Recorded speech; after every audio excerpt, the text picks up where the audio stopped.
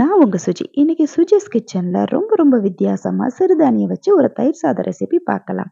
பனிவரகு வச்சு இன்னைக்கு நம்ம தயிர் சாதம் செய்ய போறோம். அதுக்கு 1 கப் அளவுக்கு நான் ப்ரோசோ மில்லட்டுங்கிற பனிவரகு எடுத்திருக்கேன். அத நல்லாவே 3, 4 தடவ அலசிட்டு 1/2 மணிலேருந்து 1 மணி நேரத்துக்கு ஊற வச்சுக்கலாம். பிறகு 4 கப் அளவு தண்ணி சேர்த்து கொதிக்க விட்டு, கொதிச்ச பிறகு பனிவரகையும் சேர்த்து நல்லா சாஃப்ட் ஆகுற அளவுக்கு வேக வச்சு எடுத்துக்கங்க. வேக வச்ச சாதத்தோட 100 எம்எல் பாலு, 50 எம்எல் தயிர் சேர்த்து கலந்து விட்டுக்கங்க. குக்கர்ல வைக்கிறதா இருந்தா 1க்கு 4 ரேஷியோ தண்ணி வச்சு 5 விசில் வச்சு இறக்கிக்கங்க. சரியா இருக்கும். உடனே சாப்பிட்றதா இருந்தா பால் அவாய்ட் பண்ணிட்டு 1/4 லிட்டர் தயிர் மட்டும் சேர்த்துக்கங்க.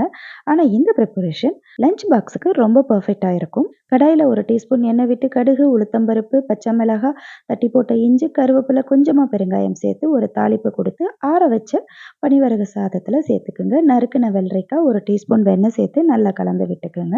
அருமையா இருக்கும். இந்த தயிர் சாத ரெசிபியை ஒரு முறை ட்ரை பண்ணி பாருங்க.